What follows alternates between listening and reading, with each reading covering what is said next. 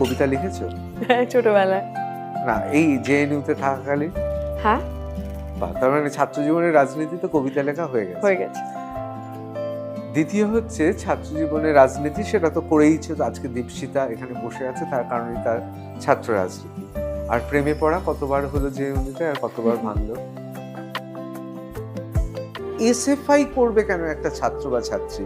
এখন তো মানুষ যদি সে বুদ্ধিমান হয় তাহলে তো কলেজে পড়লে, ইউনিভার্সিটিতে পড়লে সে তো শাসক দলের সঙ্গেই থাকবে। কলকাতার যতগুলো কলেজ আছে তার তৃণমূল ছাত্র পরিষদের যারা নেতা, তাদের মধ্যে কতজন ছাত্র? আমি একেবারে লিখে দিতে পারি 99% তারা কেউ ছাত্র নয়। কোথাও কি মীনাক্ষীর সঙ্গে দীপশিতার একটা ব্যক্তিত্বের সংঘাত আছে? মহিলাদের এখনো পর্যন্ত এই পুরুষতান্ত্রিক কাঠামোর মধ্যে সেই জায়গাটা দেওয়া হয়। মমতা ব্যানার্জির সঙ্গে আমাদের রাজনৈতিক বিরোধ রয়েছে, অবশ্যই তার বিরুদ্ধে, তার যা দুর্নীতি, তার যা যা অপকর্ম, তার বিরুদ্ধে আমরা কথা বলবো। কিন্তু সেই কথাগুলো বলার জন্য মমতা ব্যানার্জি বিবাহিত না বিবাহিত নন সেইটা আনার দরকার পড়ে না। অনেক সময় দেখতাম এসএফআই নেত্রী হিসেবে দীপশিতা ধর আর তৃণমূল ছাত্র পরিষদের নেত্রী হিসেবে রাজন্না হালদার বিভিন্ন জায়গায় বিভিন্ন মিম বেরোতো বা কেটে কেটে শর্টস তৈরি করা হতো। কোথাও রাজন্না এখন বেকায়দায় পড়েছে, তার টিএমসিপিতে বহিষ্কৃত। কোথাও কি কিছুটা হলেও ভালো লাগছে, স্বস্তি? মহুয়া মৈত্র সম্পর্কে কল্যাণ ব্যানার্জি তার দলের মেম্বার অফ পার্লামেন্ট যে ভাষায় কথা বলছেন, যে তিনি তার ব্যক্তিগত সম্পর্ক, কাকে বিয়ে করেছেন, কতদিন তিনি হানিমুনে ছিলেন, সেইটা তার আক্রমণের বিষয়। মহিলা মাত্রেই যে তিনি পুরুষতন্ত্রের বিরোধী এমনও নয়। এমন বহু মহিলারা রয়েছেন যারা সজ্ঞানে এবং অজ্ঞানে এই পুরুষতন্ত্রের কাঠামোকে প্রতিদিন সার জল দিয়ে যাচ্ছেন। মমতা ব্যানার্জি তার মধ্যে সবচেয়ে বড় উদাহরণ। পশ্চিমবঙ্গের রিসার্চ সিন সেইটা কিছুটা ক্রাইম পেট্রোলের চেয়ে কম না। যদি তোমরা বলো, আমি তোমাকে লিঙ্কে দেবো, আমি তোমাকে লিড দেবো, তোমরা আলাদা করে সেটার উপর একটা এপিসোড করতে পারবে এবং বুঝতে পারবে যে মেধাবীদের প্রতিদিন খুন করার কি ভয়ঙ্কর ষড়যন্ত্র তৃণমূলের সরকার এখানে তৈরি করেছে। এই যে ইলেকশন বন্ধ হওয়াটাকে অনেকে মনে করছেন মমতা ব্যানার্জি করাচ্ছে না, তাই আসলে তা নয়।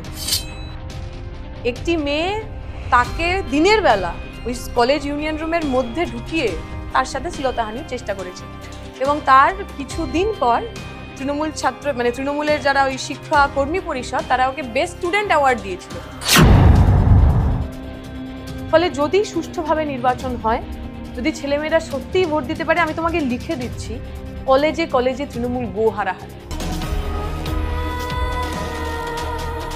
কিন্তু এটা তো ঠিক কথা যে এইবারকার নির্বাচনে হিন্দু মুসলমান যে বিভাজন থাকবে, এত তীব্র বিভাজন হয়তো পশ্চিমবঙ্গে বিধানসভা নির্বাচনে আসেনি।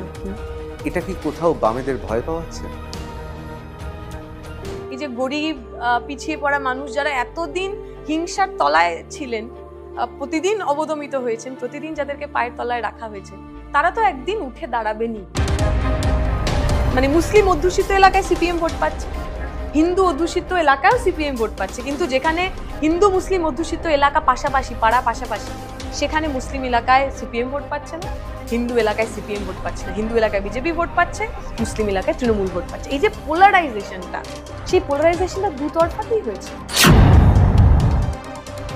অনেকে বলছেন বামপন্থীরা তারা শূন্য থেকে মহাশূন্যে চলে যাবে এবারকার 26। এই থিওরি বা এই তত্ত্বে বিশ্বাস করো?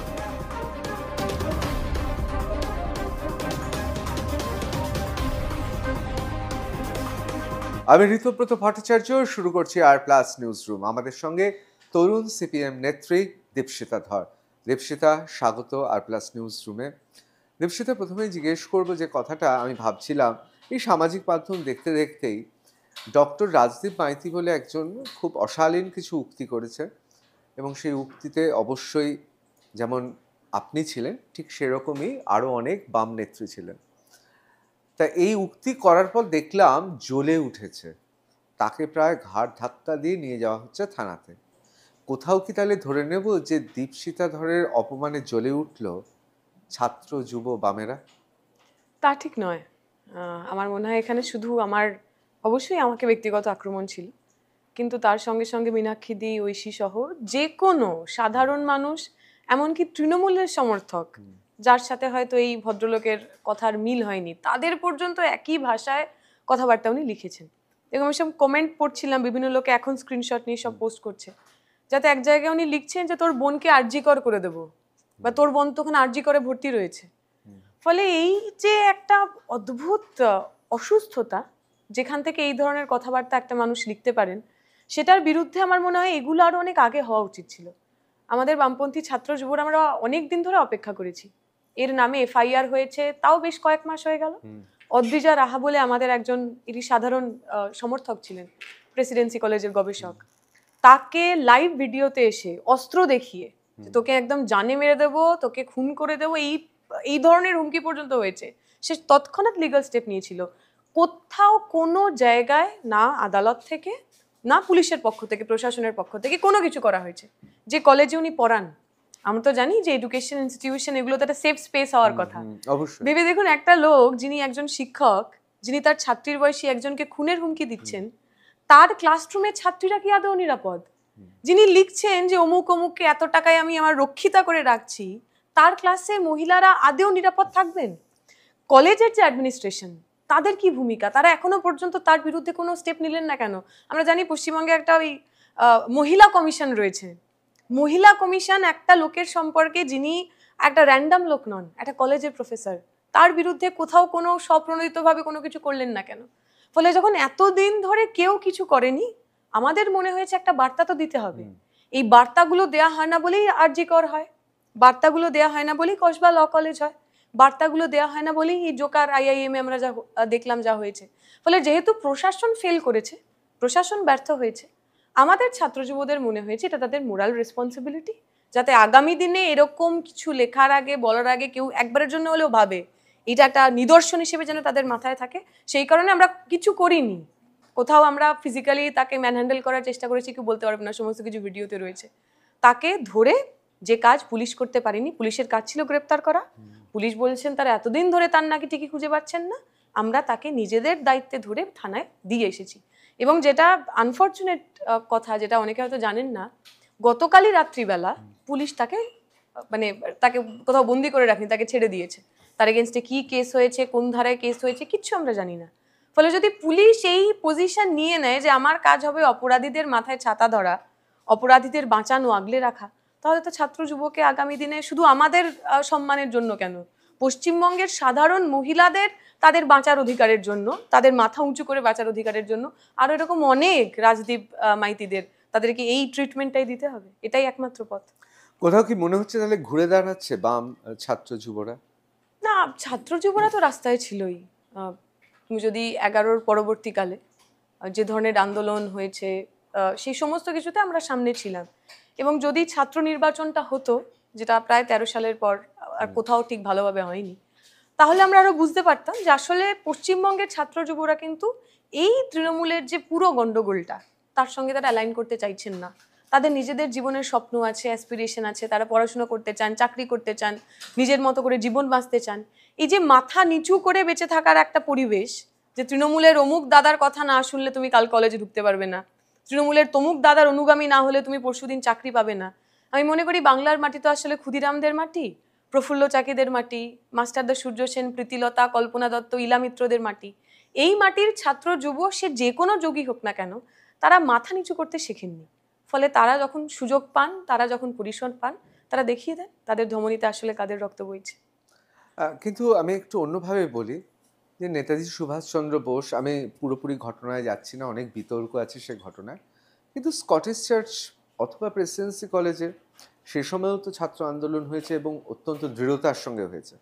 কিন্তু কোথাও কি মনে হয় না যে যে দৃঢ়তা দেখানোর কথা ছিল, আমি ধরেই নিলাম 2013 সালের পর থেকে আর সেইভাবে ছাত্র সংসদ নির্বাচন হয় না, কিন্তু যদি ছাত্রছাত্রীরা যদি সত্যি তারা রুখে দাঁড়াতো, কোথাও মনে হয় না যে তাহলে আজকের পরিস্থিতি হতো না? সরকারকে তো বাধ্য করে, বাংলাদেশে ভালো হয়েছে খারাপ হয়েছে আমি তার মধ্যে যাচ্ছি না, কিন্তু সেখানকার ছাত্র যুবরা তো দেখিয়ে দিয়েছে যে একটা আন্দোলন করলে শেখ হাসিনা প্রধানমন্ত্রীকেও পালাতে হয়। আমি আবার বলছি যে এর পেছনে অন্য বৈদেশিক শক্তি থাকতে পারে, আমি এর মধ্যে যাচ্ছি না, কিন্তু এই যে অসন্তোষের বিরুদ্ধে ছাত্রদের জাগিয়ে তোলার যে দায়িত্বটা গুটি কয়েক ছাত্র নেতা সেখানে করেছে, এটা তো অস্বীকার করার কোনো জায়গা নেই। সেটা কেন পারলো না?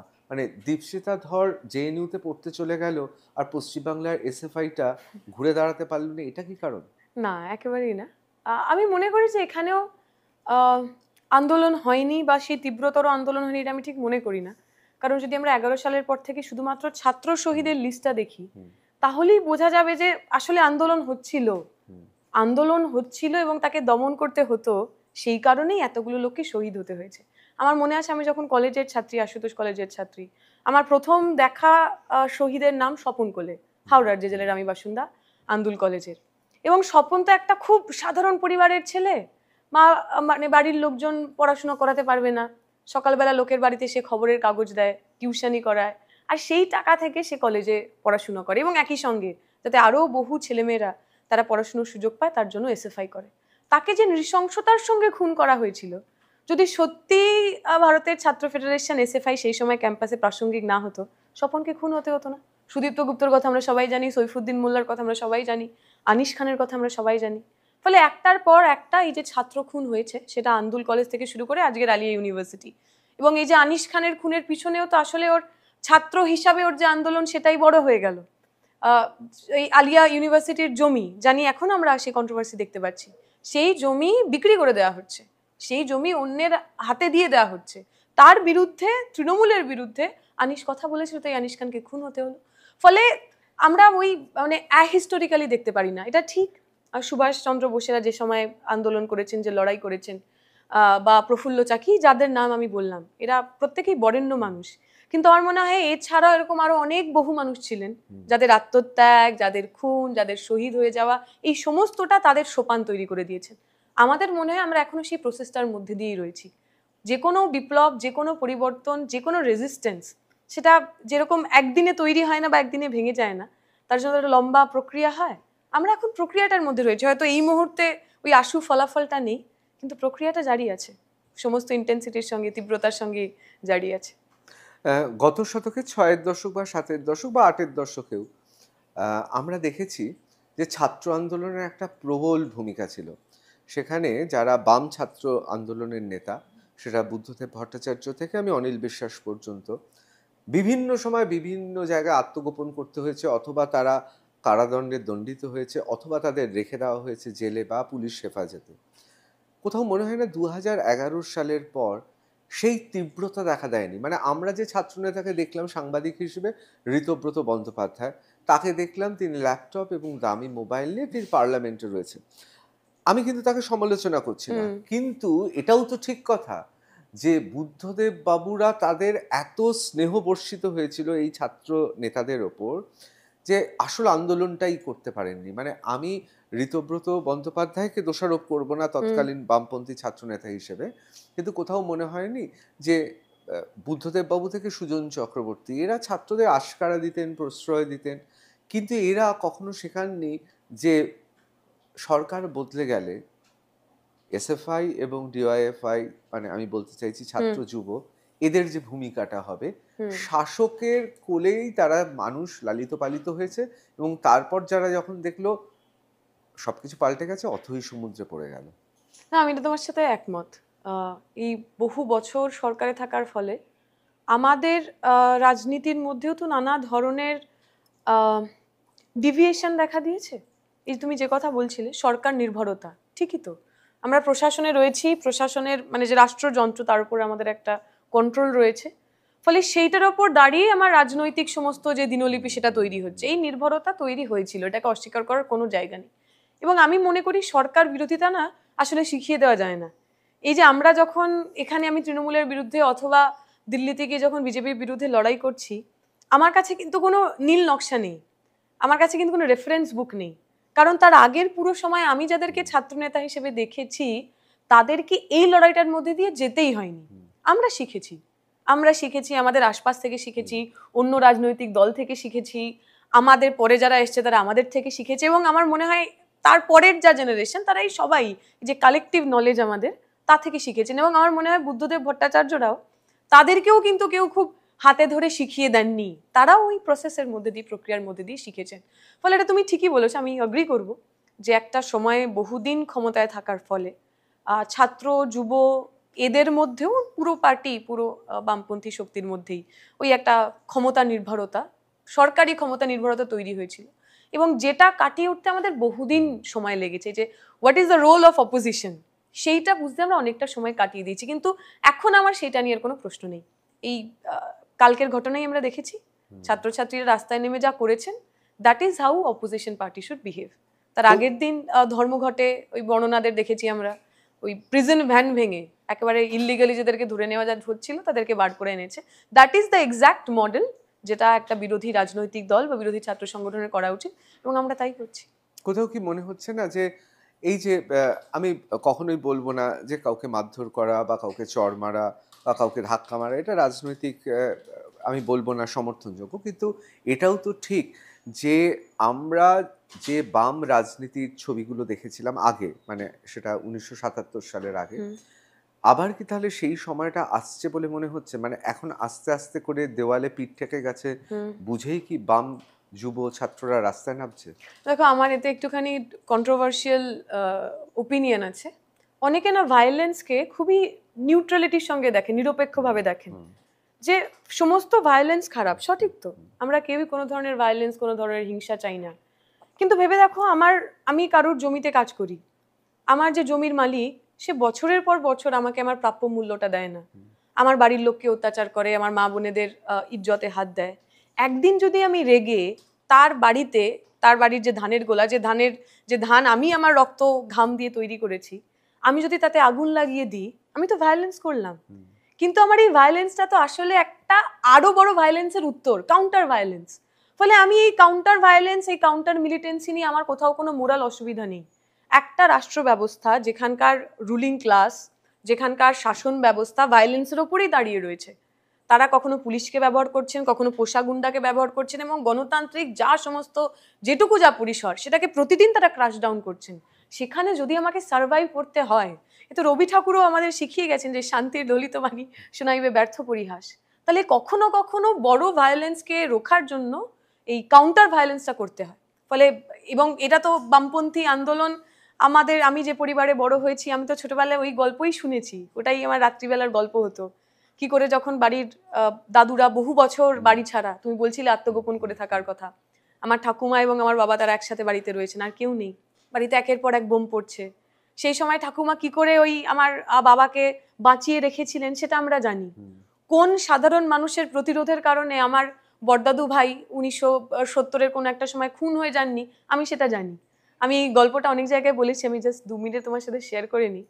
একদিন বাড়িতে এরকম খবর এলো, একজন ভদ্রলোক এসে খবর দিলেন, কংসাল ছিল সেই সময়, যে সেই তারা বড়দাদুকে একটা জায়গায় আটক করে রেখেছেন। তখন তো ফোনের কোনো ব্যাপার নেই, বাবা এবং আম্মা দুজনেই সঙ্গে সঙ্গে বাড়ি থেকে বেরিয়ে পড়েছেন, যেখানে দুর্গাপুর বলে একটি জায়গা, সেখানে যাওয়ার উদ্দেশ্যে। তো হাই রোডে উঠে তারা দেখলেন যে প্রায় শয়ে শয়ে মহিলা পুরুষ, তারা কেউ হাতে বটি নিয়ে, কেউ হাতে লাঠি নিয়ে, কেউ ঝাঁটা নিয়ে রাস্তায় নেমে পড়েছেন। বললো, তোমরা কোথায় যাচ্ছ? জানো না ওই যে পদ্ম মাস্টারকে আটকে রেখেছে, ওকে আমরা ছাড়াতে যাচ্ছি। এবং এই কথাটা শোনার পর তারা বড়দাদুকে ফেলে রেখে পালিয়ে চলে যায়। ফলে এই যে কাউন্টার ভায়োলেন্স, এই যে গরিব পিছিয়ে পড়া মানুষ যারা এতদিন হিংসার তলায় ছিলেন, প্রতিদিন অবদমিত হয়েছেন, প্রতিদিন যাদেরকে পায়ের তলায় রাখা হয়েছে, তারা তো একদিন উঠে দাঁড়াবেনই। এটাই বিশ্বের ইতিহাস, এটাই যে কোনো সমাজ পরিবর্তনের ইতিহাস। ফলে তা নিয়ে আমার কোনো অসুবিধা নেই। আমার মনে হয় this is exactly how the left politics should be. আমাদের মিলিটেন্সিকে অথবা ভায়োলেন্সকে নিরপেক্ষ বা নিউট্রাল হিসেবে দেখার কোনো কারণ নেই। এবার যে প্রশ্নটা করবো সেই প্রশ্নটা একেবারে আমি বলবো যে সত্যি কথাটাই আমি আশা করব, সেটা হচ্ছে জেএনইউতে পলিটিক্স, সেখানকার পলিটিক্সটা একটা সর্বভারতীয়, এবং জেএনইউ মানে হচ্ছে গোটা ভারতবর্ষ থেকে মেধাবী ছাত্রছাত্রীরা আসছেন, সেখানে এক একজন এক একটা প্রেক্ষাপট থেকে উঠে আসছেন। সেখানকার যে রাজনীতি, তার থেকে কি মনে হয় না, তার কারণ সেখানে যাদের বিরুদ্ধে রাজনীতি তাদের মধ্যে একদল এমন রয়েছেন যারা এই মুহূর্তে রাষ্ট্র ক্ষমতায় আছেন, কিন্তু মুশকিলটা হচ্ছে তাদের আবার ছাত্র আন্দোলনের কোনো অভিজ্ঞতা নেই, মানে তাদের প্রথম সারি কোনো নেতাই ছাত্র আন্দোলন থেকে উঠে আসে না। এবং আমি সাংবাদিক হিসেবে যতটুকু দেখেছি, ছাত্র আন্দোলনের সেই গুরুত্বটা কি আদৌ দেওয়া হয় সেটা নিয়ে বিরাট প্রশ্নচিহ্ন আছে। অন্যদিকে আছেন অতি বামপন্থীরা, এদের সঙ্গে লড়াই করে জেএনইউতে লড়াই করতে হয় এসএফআইকে। কিন্তু পশ্চিমবাংলায় লড়াইটা এমন একজনের বা এমন একটা শক্তির বিরুদ্ধে যিনি ছাত্র আন্দোলন যুব আন্দোলন করে এসছেন, এবং তিনি সবচেয়ে যে বড় কাজটা করেছেন ক্ষমতায় এসে, তিনি যে পরিসর পেয়েছিলেন বামেদের সেই পরিসরটা তিনি দেননি। ঠিক। তাহলে এই দুটোকে যদি আমি তুলনা করি, কোন জায়গায় রাজনীতি করাটা শক্ত? আমি যদি খুব অনেস্টলি আনসার করি তাহলে অবশ্যই পশ্চিমবঙ্গে, এবং এটা আমি আগেও বহুবার বলেছি। জেএনইউতে রাজনীতি করা কঠিন, কোথাও এটার মানে এই প্রশ্ন যদি আমি বলি যে আচ্ছা ওখানে শহর, সেটা খুব মিথ্যে কথা বলা হবে, কারণ ওখানে একটা আরএসএস এর সরকার, এটা বিজেপির সরকার, এবং যেভাবে এটা অ্যাডমিনিস্ট্রেশনগুলোকে ব্যবহার করছে, আমার নিজের নামে যে কতগুলো এই প্রক্টরাল এনকোয়ারি আছে সেটা আর কি গুণে বলা যাবে না, কত টাকার ফাইন আমাকে দিতে হয়েছে। প্রায় একটা সেমিস্টার এই পিএইচডি করার সময় আমার হোস্টেল থেকে বার করে দিয়েছিলাম, আমি ডরমেটারিতে ছিলাম বহু ছেলে মেয়েদের সঙ্গে, মানে বহু মেয়েদের সঙ্গে, ছাত্রীদের ডরমেটারি ছিল।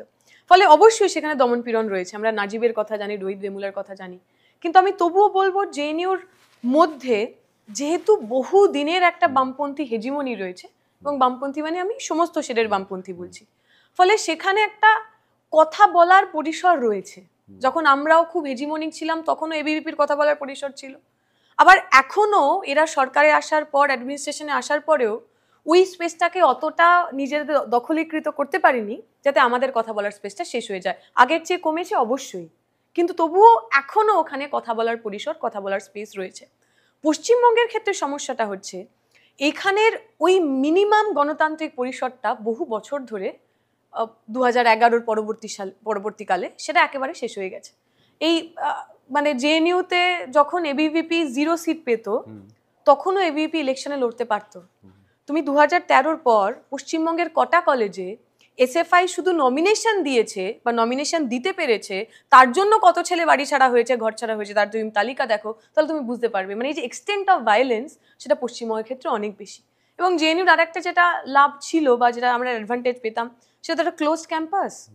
সেখানে শুধুমাত্র যারা ওই ইউনিভার্সিটির কমিউনিটির অংশ তারাই রয়েছেন, শিক্ষক, কর্মচারী, ছাত্র ছাত্রী ইত্যাদি। ফলে সেখানে বাইরের লোকের ইন্টারভেনশন খুব কম। পশ্চিমবঙ্গের বেশিরভাগ কলেজগুলোর ক্ষেত্রে আলটিমেটলি কলেজের ভিতরের ছাত্রছাত্রীরা কি চায় তার উপরে কিচ্ছু ডিপেন্ড করে না। তুমি যত কলেজের, কলকাতার, আমি জেলার কলেজে যাচ্ছিই না, কলকাতার যতগুলো কলেজ আছে তার তৃণমূল ছাত্র পরিষদের যারা নেতা, তাদের মধ্যে কতজন ছাত্র, আমি একেবারে লিখে দিতে পারি 99% তারা কেউ ছাত্র নয়। এই মনোজিৎ মিশ্রাকে তো আমরা দেখলাম কসবা ল কলেজ, 2009 সালে সে উচ্চ মাধ্যমিক পাশ করেছে, 2022 সাল পর্যন্ত সে ছাত্র নেতা। সোনারপুরের আমরা ছবি দেখলাম, নরসিংহ দত্তের আমরা ছবি দেখলাম। এই যে অছাত্র নেতাদের ছাত্র নেতা হয়ে বছরের পর বছর দাদাগিরি করা, এই ব্যবস্থাটা জেএনইউর মধ্যে নেই। ফলে একটুখানি ওই শ্বাস নেওয়ার, ব্রিদিং স্পেস যাকে বলে, সেই শ্বাস নেওয়ার জায়গাটুকু রয়েছে। পশ্চিমবঙ্গের ক্ষেত্রে সেটা অনেক অনেক অনেক অনেক গুণ কঠিন। কোথাও কি মনে হয় পশ্চিমবাংলার রাজনীতিতে, সেটা বাম হোক বা দক্ষিণপন্থী পার্টি হোক, মহিলাদের পরিসরটা খুব কমে যায়? আমি কেন বলছি, তার কারণটা হচ্ছে বৃন্দা কারাট, তিনি তো নিজেই একসময় সরব হয়েছিলেন কমিউনিস্ট পার্টিতে। কোথাও কি মনে হয় যে এই যে রাজন্না হালদার বিদ্রোহ ঘোষণা করেছে, প্রতিবাদ করছে, সেটা মীনাক্ষী হতে পারে, সেটা দীপশিতা ধর হতে পারে, সেটা ঐশী হতে পারে, মহিলাদের এখনো পর্যন্ত এই পুরুষতান্ত্রিক কাঠামোর মধ্যে সেই জায়গাটা দেওয়া হয় না। আমি এটার সঙ্গে ইভেন মমতা ব্যানার্জি বা মহুয়া মৈত্রর নামও জুড়তে চাই। আমিও এ কথা বহুবার বলেছি, মমতা ব্যানার্জির সঙ্গে আমাদের রাজনৈতিক বিরোধ রয়েছে, অবশ্যই তার বিরুদ্ধে, তার যা দুর্নীতি, তার যা যা অপকর্ম, তার বিরুদ্ধে আমরা কথা বলবো। কিন্তু সেই কথাগুলো বলার জন্য মমতা ব্যানার্জি বিবাহিত না বিবাহিত নন সেইটা আনার দরকার পড়ে না। যখন সেইটা আনা হয় সেটা মিসোজিনি, সেটা পেট্রিয়ার্কি, সেটা পুরুষতান্ত্রিকতার একটা লক্ষণ বিশেষ। মমতা ব্যানার্জির সঙ্গে অভিষেক ব্যানার্জির কিসের সম্পর্ক, সেই সম্পর্কটাই দুজনেই যে আলটিমেটলি চোর, ডাকাত এবং দুর্নীতিবাজ, সেইটা প্রমাণ করার জন্য আনার দরকার হয় না। যখন এটা আনা হয় তখন সেটা আমার অবচেতনে যে পুরুষতান্ত্রিকতা আছে সেইটার বহিঃপ্রকাশ। মহুয়া মৈত্র সম্পর্কে কল্যাণ ব্যানার্জি তার দলের মেম্বার অফ পার্লামেন্ট যে ভাষায় কথা বলছেন, যে তিনি তার ব্যক্তিগত সম্পর্ক, কাকে বিয়ে করেছেন, কতদিন তিনি হানিমুনে ছিলেন, সেইটা তার আক্রমণের বিষয়। সেইটাও আসলে দেখায় যে একটা সরকারি দল, সেই সরকারি দলের দুজন মেম্বার অফ পার্লামেন্ট, ক্ষমতার এরকম শীর্ষে বসা দুটো লোক, সেখানেও মহুয়া মৈত্র শুধুমাত্র মহিলা হওয়ার কারণে তাকে টার্গেটেড হতে। এবং তুমি তারপরে যা যা কথা বললে। সুতরাং মহিলাদের যে কোনো রাজনৈতিক পরিসরে অনেক কষ্ট করে, অনেক বেশি পরিশ্রম করে নিজের জায়গাটুকু বানাতে হয়। এটা নিয়ে আমার কোথাও কোনো দ্বিধা নেই। কিন্তু সমস্যাটা হচ্ছে এই মহিলাদের ভূমিকা পুরুষতন্ত্রের পক্ষে হয় না, বিপক্ষে হয়। আমি যখন পুরুষতন্ত্রের বিরুদ্ধে কথা বলছি, আমি যখন মমতা ব্যানার্জির সঙ্গে অথবা মহুয়া মৈত্রর সঙ্গে আমার সলিডারিটি জানাচ্ছি as a women in politics, উনি যখন আবার সেই মমতা ব্যানার্জি যখন মাইকে দাঁড়িয়ে বলেন একটি নাবালিকা মেয়ের খুন ধর্ষণ হবার পর যে মেয়েটার কি ছেলেটার সাথে অ্যাফেয়ার ছিল, ওদের কি মধ্যেকার কোনো সম্পর্ক ছিল, মেয়েটা প্রেগনেন্ট ছিল কি, এটা আদেও রেপ কি, তখন এই সমস্ত সলিডারিটির বাইরে গিয়ে মমতা ব্যানার্জি একজন মহিলা হয়ে পুরুষতন্ত্রের পক্ষে দাঁড়ান। যখন এই আরজি করের মতো এরকম ভয়ঙ্কর ঘটনাকে অলমোস্ট ডিফেন্ড করে মহুয়া মৈত্রকে ভিডিও বানাতে হয়, তিনি তখন আসলে এই প্যাট্রিয়ার্কির সঙ্গে বা এই প্যাট্রিয়ার্কির যে ল, যে নিয়ম, তার সঙ্গে গিয়ে দাঁড়ান। ফলে এটা ঠিক, মহিলাদের রাজনীতিতে সার্ভাইভ করা কঠিন, অনেক বেশি কঠিন, অনেক বেশি ব্যারিয়ার, অনেক বেশি বাধা বিপত্তি ভেঙে তাকে টিকে থাকতে হয়। তবে এটাও ঠিক, মহিলা মাত্রেই যে তিনি পুরুষতন্ত্রের বিরোধী এমনও নয়। এমন বহু মহিলারা রয়েছেন যারা সজ্ঞানে এবং অজ্ঞানে এই পুরুষতন্ত্রের কাঠামোকে প্রতিদিন সার জল দিয়ে যাচ্ছেন। মমতা ব্যানার্জি তার মধ্যে সবচেয়ে বড় উদাহরণ। কিন্তু কোথাও কি মনে হচ্ছে যে মীনাক্ষী চট্টোপাধ্যায় বা মীনাক্ষী অথবা দীপশিতা, এদেরকে যতটা তুলে ধরা উচিত ছিল এই পশ্চিমবাংলায়, এখানকার কমিউনিস্ট বা সিপিএম পার্টির নেতারা সেটা করছেন না? না, আমি এটা একেবারে এগ্রি করি না। এবং আমার মনে হয় মীনাক্ষীদিকে যে স্পেসটা দেওয়া হয়েছে, বহু বছর পর পশ্চিমবঙ্গে আমরা একজন মহিলা নেত্রীকে পেয়েছি যিনি শুধু মহিলাদের নেত্রী নন, যিনি আপামর জনসাধারণের নেত্রী। এর আগেও কি আমাদের মহিলা নেত্রীরা ছিলেন না? অফকোর্স ছিলেন, কিন্তু তারা প্রত্যেকে মহিলাদের নেত্রী ছিলেন, তারা কেউ সবার নেত্রী হয়ে উঠতে পারেনি। মীনাক্ষীদির এখন আমরা যদি সাধারণ মানুষের কাছে গিয়ে প্রশ্ন করি, সে কিন্তু সবার নেত্রী। সে একজন পুরুষ মানুষেরও নেত্রী, একজন বয়স্ক মানুষেরও নেত্রী, একজন যুবক, আমার বয়সী ছেলে মেয়ে, সবার নেত্রী। তো এই পরিসরটা তৈরি করার জন্য অবশ্যই এই মুহূর্তে পার্টি যেভাবে কাজ করেছে, আমি বলবো সেটা আগে হয়নি। মানে বরং আমার ক্রিটিসিজম এটা হতে পারে যে এর আগে এরকম আরো বহু মীনাক্ষীদের মতো হয়তো আরো বহু পোটেন্ট মানুষ ছিলেন, তাদেরকে সেই প্ল্যাটফর্মটা তারা পাননি, ফাইনালি পাওয়া গেছে। এবং আমি মনে করি মীনাক্ষীদের রাজনীতিতে যেভাবে প্লেসড হচ্ছেন, সেটা আগামী প্রজন্মের বহু মেয়েদের জন্য স্বপ্ন দেখার, পার্টিতে আসার, রাজনীতিতে আসার এবং রাজনীতিতে টিকে থাকার সেটা একটা ওই উপজীব্য হতে চলেছে। কোথাও কি মীনাক্ষীর সঙ্গে দীপশিতার একটা ব্যক্তিত্বের সংঘাত আছে? এটা না আমার খুব অবাক লাগে, জানো তো, কারণ তুমি এই প্রশ্নটা মানে তুমি একা করলেন, এর আগেও বহু জায়গায় আমার মনে আছে নির্বাচনের সময়ও এই প্রশ্নটা বহু লোককে করা হয় যে দীপশিতা না মীনাক্ষী। কিন্তু সমস্যাটা হচ্ছে এই একই প্রশ্ন আমি আমার পার্টির কোনো দুই পুরুষ কমরেডের মধ্যে কাউকে করতে দেখি না। কেউ বলেন আচ্ছা সৃজন না প্রতিকূল, আচ্ছা সৃজন না শতরূপ, অথবা প্রতিকূল না শতরূপ, শতরূপ না কলতান, এই প্রশ্ন কেউ কাউকে করে না। কিন্তু একমাত্র দীপশিতা না মীনাক্ষী, এই একটা কোথাও না কোথাও একটা দ্বন্দ্ব বা কোথাও না কোথাও এই দুজনের মধ্যে একজনকেই বেছে নিতে হবে, এইটা না আমরা খুব করে ফেলি। এবং আমার মনে হয় এটার পিছনেও আমাদের একটা এই এতদিন ধরে লালিত পালিত একটা ওই পেট্রিয়ার্কাল বক্স রয়েছে। যেমন ধরো যখন আমাদের কোথাও কোনো সভা হয়, আমরা দেখেছি 4-5 জন পুরুষ বক্তা থাকেন এবং একজন মহিলা বক্তা থাকেন। একজন মহিলা বক্তাকে রাখতেই হবে, একজন মহিলা বক্তাকে রাখতেই হবে, কিন্তু খালি একজন বক্তাকে রাখতে হবে না, সেই সংখ্যাটা 1 জন 2 জন 3 জন 4 জন অনেকজন হতে পারে। যেহেতু আমাদের মাথার মধ্যে রয়ে গেছে যে মহিলা একজন নেত্রী হতে হবে, একজন মহিলা নেত্রী হতে হবে, ফলে সেই মহিলা নেত্রীর মধ্যে দীপশিতা হবে না মীনাক্ষী হবে, তাই নিয়ে খুব টানাপোড়েন রয়েছে। আমরা তো বলছি দীপশিতা, মীনাক্ষী, পৃথা, ঐশী, কনিনিকাদি, আরো অনেকের নাম আমরা বলতে পারি, বর্ণনা, দিদিতি, কলকাতা জেলা সেক্রেটারি প্রেসিডেন্ট, এবার দুজনেই মহিলা, এই প্রত্যেকে একসাথে থাকতে পারে, কাউকে ওই চেরি পিক আমাদের করতে হবে না। কারণ নেতা মানেই সে পুরুষ মানুষ নন। মীনাক্ষী দিও নেতা হতে পারেন, বর্ণনাও নেতা হতে পারেন, আমরা সবাই নারী পুরুষ মানে নির্বিশেষে আমরা নেতা হতে পারি। এবং মীনাক্ষীদির সঙ্গে আমার ব্যক্তিগতভাবে কোথাও খারাপ সম্পর্ক হওয়ার পরিসরটুকুনি নেই। এবং আমি সবাই জানেও এটা, আমি বারবার বলেছি যে ওর দুজনের কি কথা হয়? হ্যাঁ, এই আই থিঙ্ক 2 দিন আগেও ফোন করেছিল মীনাক্ষীদি। এই আমাদের মানে কনফারেন্স শেষ হয়েছে, আমি ফিরেছি, মন খারাপ কিনা, এত বছর ধরে এসএফআই করার পর ছেড়ে দিচ্ছি, এবং আরো নানা ছোট মোটো কথা যে আমি তো কোনোদিন তোদের মতো করে এসএফআই করিনি, আমি তো ডিওয়াইফাইটাই অনেক ছোট বয়স থেকে করেছি। ফলে মানে খুব সাধারণ কথা, দুটো মানুষের মধ্যে যেরকম হওয়া উচিত, আমার আর মীনাক্ষীদির সম্পর্কটা ওইটুকুই। এই আমরা যেরকম চেষ্টা করি একজন মহিলাকে সবসময় আরেকটা মহিলার বিপরীতে রেখে দেওয়ার, আমাদের মনে হয় সেই মিসোজিনি, সেই সেক্সিজম থেকে একটু বাইরে আসতে হবে। এসএফআই ছেড়ে সত্যি খারাপ লাগছে? খারাপ, একটু মন খারাপ তো হয়েছিল। এবং আমাদের একটা বিদায়ী ভাষণ হয়, তাতে সবার ব্যাপারটা এরকম ছিল যে আমি কিছুতেই কাঁদবো না, সবাই আর কি সেই মেন্টাল প্রিপারেশন নিয়ে গেছিলেন। আমার মনে হয়েছে যদি আমার খুব কান্না পায় আমি বক্তৃতার মাঝখানেও কেঁদে দেবো, কাঁদাটা এমন কোনো খারাপ ব্যাপার নয়। কারণ সত্যিই তো আমরা অনেক এসএফআই যারা করেন ছোটবেলা থেকে একটা সংগঠনের সঙ্গে নারীর যোগ হয়ে যায়, মানে বড় হয়ে ওঠা এবং এসএফআই করা দুটো একসাথে হয়েছে। ফলে এই যে এত বছরের একটা রুটিন, এত বছরের একটা জীবনকে দেখা, নিজেকে দেখা, সেইটার তো একটা ছেদ পড়ে।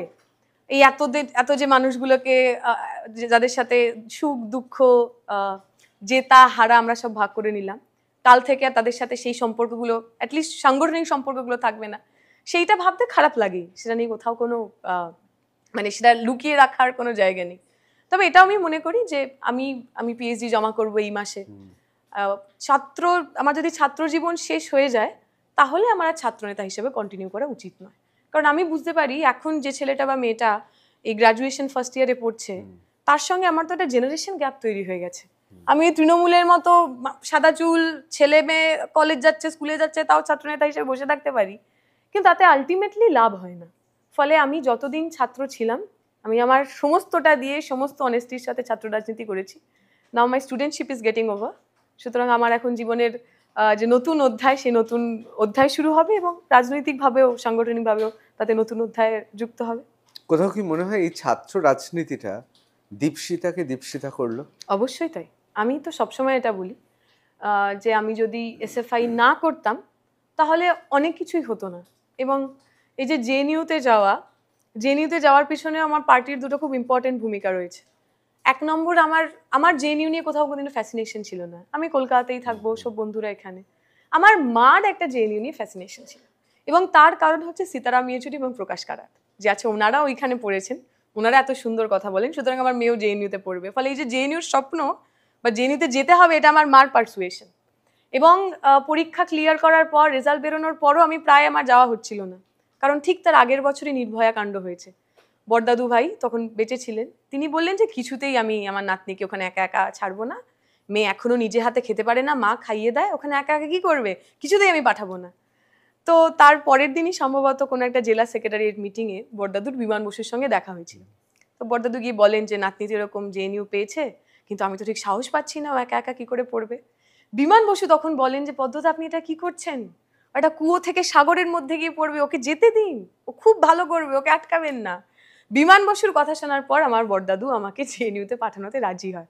ফলে যদি আলটিমেটলি এই পার্টি না থাকতো তাহলে আমার এই কোনো কিছুই হয়ে ওঠা উঠতো না। এবং ঠিকই তো এসএফআই, আমি সবসময় বলি যে আমাকে যে নিজের সম্পর্কে আমার যে ধারণা, সেটাকে প্রতিদিন ভেঙেছে চুরেছে। আমি কি কি করতে পারি এবং কি কি করতে পারি না, আমার যে ধারণা ছিল, এসএফআই প্রতিদিন সেটাকে চ্যালেঞ্জ করেছে এবং একটা নতুন মানুষ ভেঙে চুরে এই এতগুলো বছর ধরে তৈরি করেছে। ফলে আমি তো এসএফআই এর প্রতি সারা জীবন ইনডেটেড, কৃতজ্ঞ থাকবো।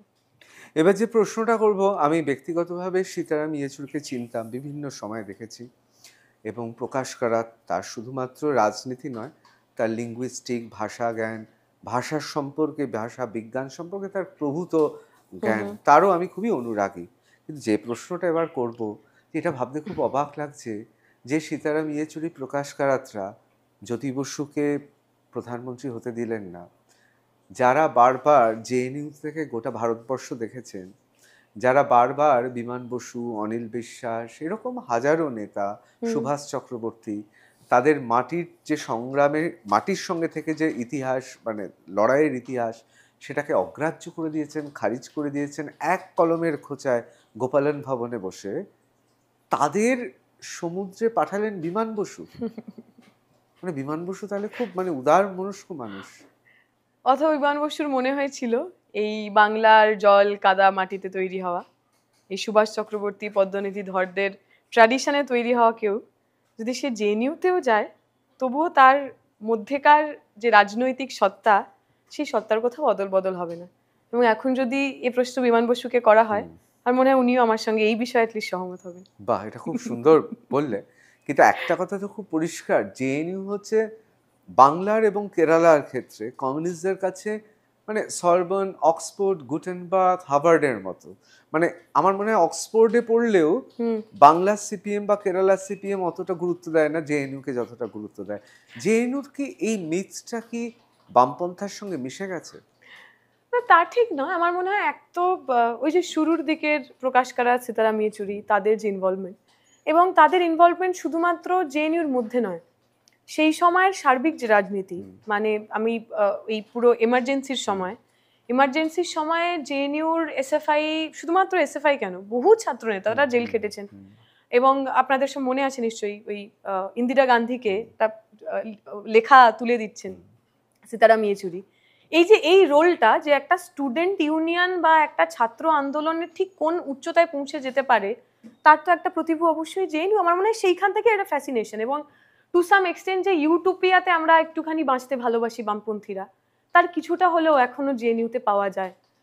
ওখানে এখনো, আমি কিছুদিন আগে রেজিস্ট্রেশন করে এলাম, আমি 300 টাকার কম টাকা দিয়ে 6 মাসের জন্য আমি পড়াশুনো করব। আমি জানি না এই মুহূর্তে দাঁড়িয়ে ভারতের কোথায় 300 টাকা দিয়ে একটা ওইরকম ওয়ার্ল্ড ক্লাস ইউনিভার্সিটিতে পড়া যায়। বা আমার যে হস্টেলে আমি যখন থাকতাম, আমার প্রতি মাসের খাওয়া দাওয়া এবং থাকার বিল 3000-এর ওপরে কখনো যেত না, দিল্লির মতো এরকম একটা শহরে বসে। এই যে ভর্তুকি দেওয়া বা স্টুডেন্ট টিচারের যে রিলেশন, আমাদের বিভিন্ন প্রফেসররা ছিলেন যারা বলতেন যে আমাকে স্যার অথবা ম্যাডাম বলবে না, আমাকে নাম বলে বলবে। সচ্চিদানন্দ সিনহা, মানে খুবই স্কলার মানুষ, তাকে আমরা সচ্চি স্যার বলতাম, বাট স্যার আরো বেশি কমফোর্টেবল হতে যদি ওনাকে সচ্চি বলে ডাকতেন আর কি। এবং এরকম সম্পর্ক হয়েছে যাতে একটি ছেলে এবং একটি মেয়ে, তারা ইন্টারকাস্ট ম্যারেজ করেছে, বাড়ির লোকজন মানেনি।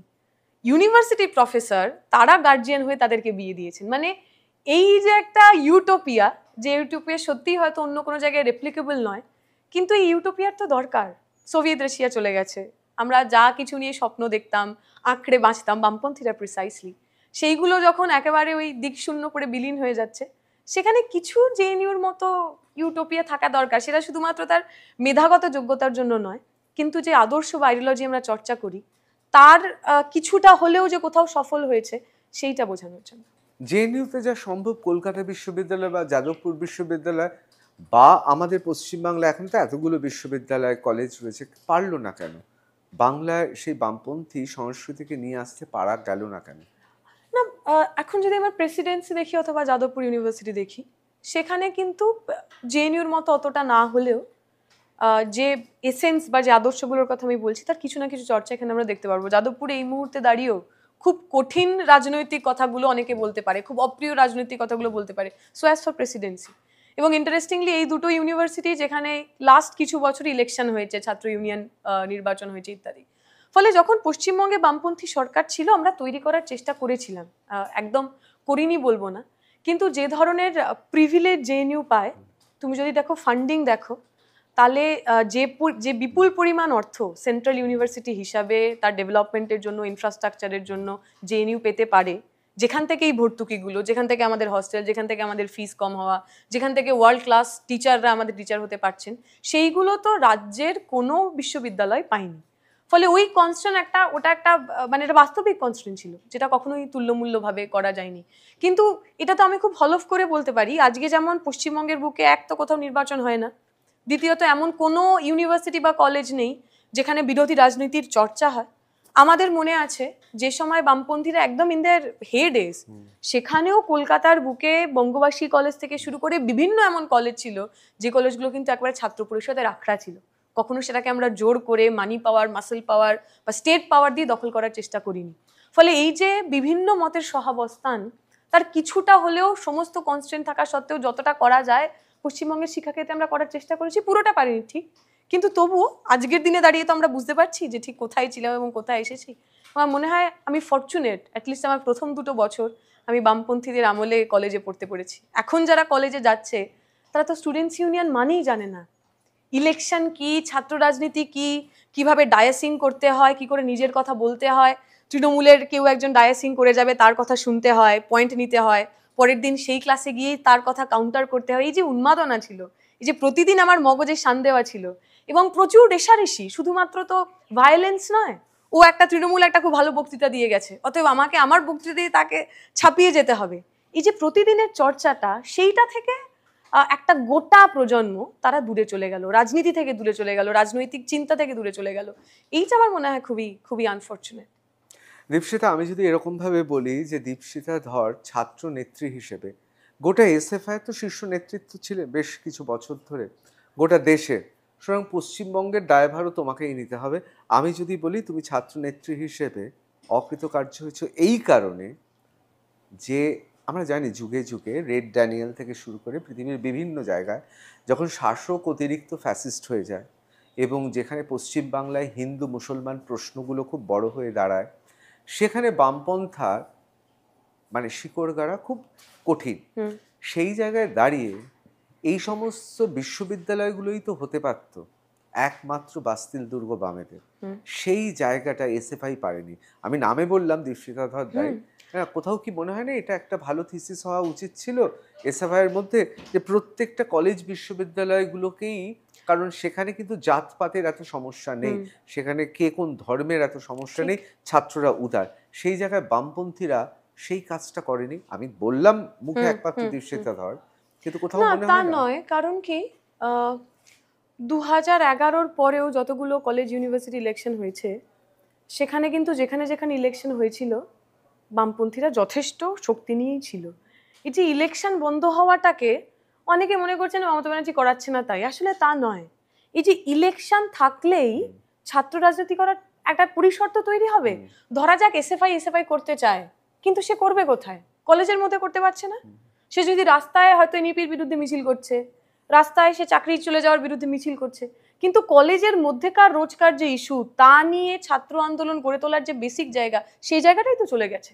ওই যেহেতু ছাত্র ইউনিয়ন ইলেকশনগুলো হলো না, স্টুডেন্টস ইউনিয়নগুলো সব দখল করে নেওয়া হলো এবং ইউনিয়ন রুমকে অলমোস্ট একটা টর্চার রুম হিসেবে ব্যবহার করে ছেলে মেয়েদের উপর অকথ্য অত্যাচার চালানো হলো। বলবে না pleasure room, torture room for people যারা বিরোধী, প্লেজার রুম ফর যারা এখন ক্ষমতায় রয়েছে তাদের জন্য। সকালবেলায় টর্চার রুম, দিনের আলো যদি চলে যায়, দিনের বেলাতেও প্লেজার রুম, দরজা বন্ধ করে দিলে তখন তো আর কি দিন আর কি রাত। কারণ আমার মনে আছে রবীন্দ্র ভারতীর ঘটনা, সেই সময় তৃণমূলের তাজা নেতার নাম ছিল সম্ভবত বাপ্পাদিত্য।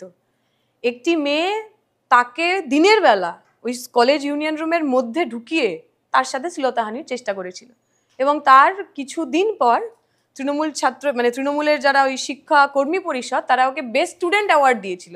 এই হচ্ছে তৃণমূলের আদর্শ ছাত্রের ভূমিকা আর কি।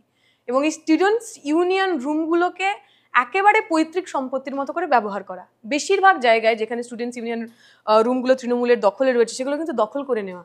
মানে আমাদের ইউনিয়ন রয়েছে, 2011 সালে পালা পরিবর্তন হয়েছে, আমি আশুতোষ কলেজের ছাত্রী, তখন আমাদের ইলেক্টেড জিএস, আমাদের ইলেক্টেড ইউনিয়ন, তাদেরকে মারধর করে বার করে সেই ইউনিয়ন রুম দখল করে নেওয়া হলো। এবং তারপরে ইউনিয়ন রুমে হচ্ছে কি, মানে ইউনিয়ন রুমের কারণটা কি? ইউনিয়ন রুম মানে কি? তার একটা ইউনিয়ন হবে, তার রিপ্রেজেন্টেটিভ থাকবে, সেখানে কেউ হয়তো স্পোর্টসের ইনচার্জ, কেউ কালচারাল কমিটির ইনচার্জ, তারা তাদের মতো করে ইভেন্ট করবে। এই যে স্টুডেন্টস ইউনিয়ন, তাদের একটা যে বোর্ড অফ স্টাডিজ বা যে এক্সিকিউটিভ কমিটি, তাতে একটা রোল থাকবে, আমার পরীক্ষা কেমন হবে, ফি স্ট্রাকচার কেমন হবে, আমার কি কি সাবজেক্ট হতে পারে, ফলেই একটা ইন্টারভেনশন থাকবে, তো একটা যোগাযোগ থাকবে। এই মুহূর্তে তৃণমূল ছাত্র পরিষদের কোনো নেতাকে যদি জিজ্ঞেস করা হয় যে ভাই নয়া শিক্ষানীতি লাগু হলো, নয়া শিক্ষানীতি নিয়ে সমস্যাটা কি বা ভালোটা কি, আপনি 5টা কথা বলুন, আমি তোমাকে হলফ করে বলতে পারছি এই কলেজে কলেজে যারা ছাত্র নেতা হয়েছে, ছাত্র এবং অছাত্র, কেউ বলতে পারবে না, কারণ ওই চর্চাটার মধ্যেই নেই। ফলে এই স্টুডেন্টস ইউনিয়ন রুমগুলো তুমি যারা যারা তোমার বিরুদ্ধে কথা বলছে, যারা যারা তৃণমূল করছে না অথবা তোমার লবি, তোমার অনুগামী হচ্ছে না, তাদেরকে তুমি শাসাও, তাদেরকে তুমি ধমকাও। আশুতোষ কলেজের ঘটনা আমরা, মানে আমি যেহেতু ওই কলেজের ছাত্রী, আমার বারবার সেগুলোই মনে পড়ে। ঋতুপর্ণা বলে একটি মেয়ে ছিল, জিওলজি স্টুডেন্ট, যে মেয়েটি তাকে মারধর করেছিল, সেই মেয়েটি আমি যখন কলেজে পড়তাম তখনও স্টুডেন্ট ছিল, আমি মাস্টার্স পাস করে এমফিলে চলে গেছি, তখনও ওই মেয়েটি কলেজেরই স্টুডেন্ট, এবং মারধর করা থেকে শুরু করে তাকে কলেজে ঢুকতে বাধা দেওয়া, অ্যাডমিট কার্ড ছিনিয়ে নেওয়া, এই সমস্ত কিছু হয়েছে।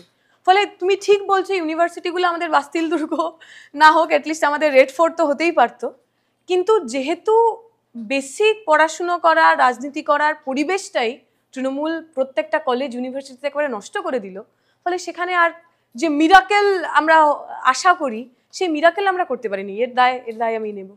তার মানে শাসক হিসেবে প্রাক্তন যুবনেত্রী, ছাত্রনেত্রী, যুবনেত্রী মুখ্যমন্ত্রী হিসেবে বামেদের মুখ্যমন্ত্রীদের থেকে অনেক সফল, তার কারণ সেই পরিসরটাই কেটে দিয়েছে। একদম তাই। যেরকম খুব সফল রাষ্ট্রনেতা ছিলেন হিটলার, খুব সফল রাষ্ট্রনেতা ছিলেন মুসোলিনি, যারা বিরোধী শটটাকেই একেবারে তার দমন পীড়নের মধ্যে দিয়ে শেষ করে ফেলেছিলেন।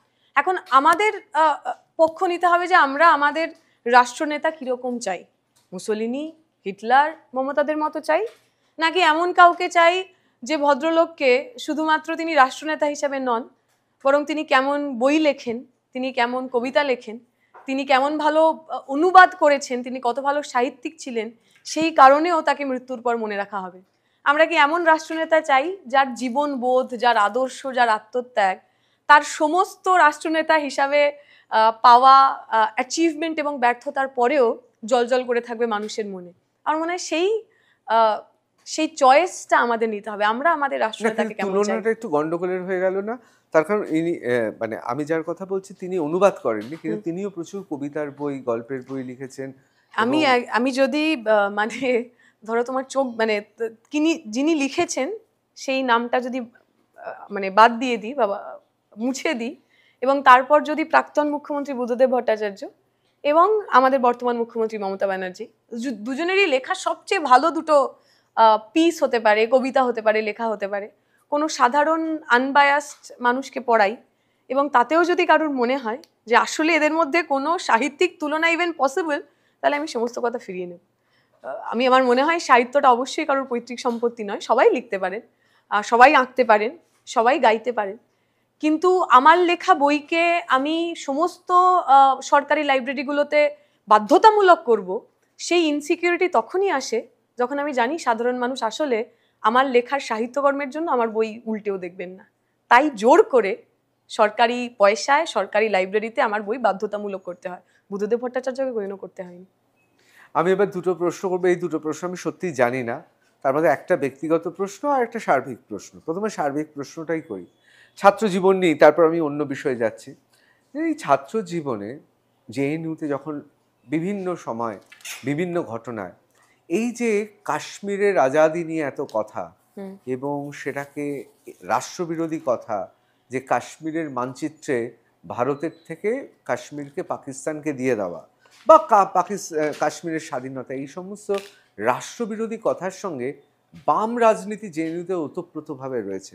কিন্তু একজন ভারতের নাগরিক হিসেবে কোথাও মনে হয় যে এই যে ঘটনাগুলো, যেখানে কাশ্মীর নিয়ে বলা হচ্ছে, ভারতকে অগ্রাহ্য করা হচ্ছে, এগুলো দেশ বিরোধী, এই স্লোগানগুলো শুনে কেমন লাগতো?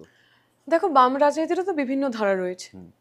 বহু মানুষ এরকম রয়েছেন যারা বাম রাজনীতিতে বিশ্বাস করেন, যারা মনে করেন আজাদ কাশ্মীর হওয়া উচিত, অর্থাৎ কাশ্মীর না পাকিস্তানের হবে না ভারতের হবে, আজাদ হবে।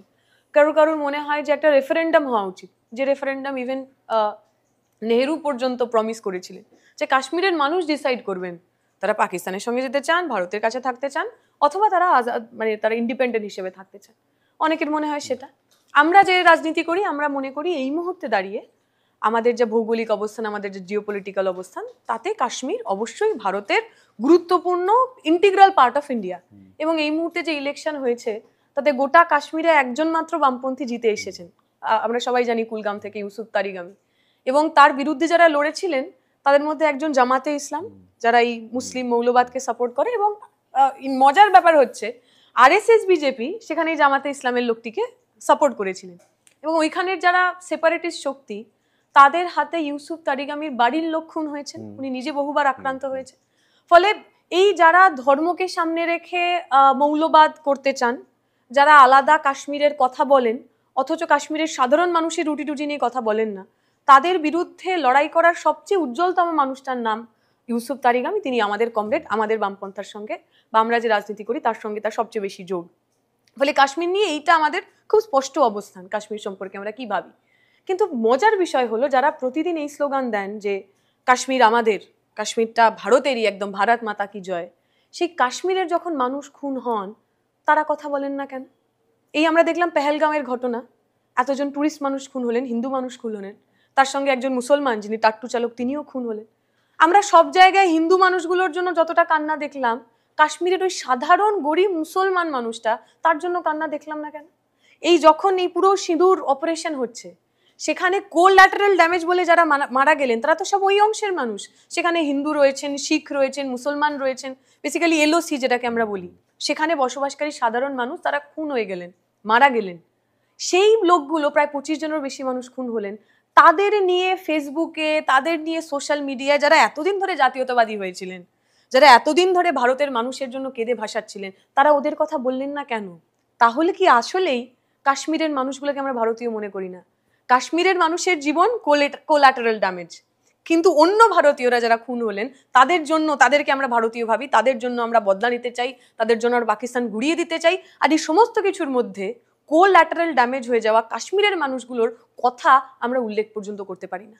আমার কাছে দেশপ্রেম মানে শুধুমাত্র একটা ম্যাপকে পুজো করা নয়, শুধু ভারত মাতা কি জয় বলা নয়, বা শুধুমাত্র জয় হিন্দ বা বন্দে মাতারাম বলা নয়। অবশ্যই সেগুলো জরুরি, প্রয়োজন, কিন্তু ভারত প্রেম বা দেশপ্রেমের জন্য যেটা সবচেয়ে বেশি জরুরি সেটা হলো দেশের লোকগুলোকে ভালোবাসা। আমি কাশ্মীরকে ভালোবাসবো অথবা কাশ্মীরিদের আমি ঘৃণা করব, তাদেরকে আমি ঘৃণা করব, দুটো একসাথে হতে পারে না। আমার কাছে ভারতকে ভালোবাসা মানে দেশপ্রেম, মানে দেশের মানুষ, সে কাশ্মীরে থাকলেও দেশের মানুষ, কন্যাকুমারীতে থাকলেও দেশের মানুষ, মণিপুরে থাকলেও দেশের মানুষ, আবার গুজরাটের অযোধ্যাতে থাকলেও দেশের মানুষ। দেশের মানুষকে ভালোবাসাই আসলে দেশপ্রেম।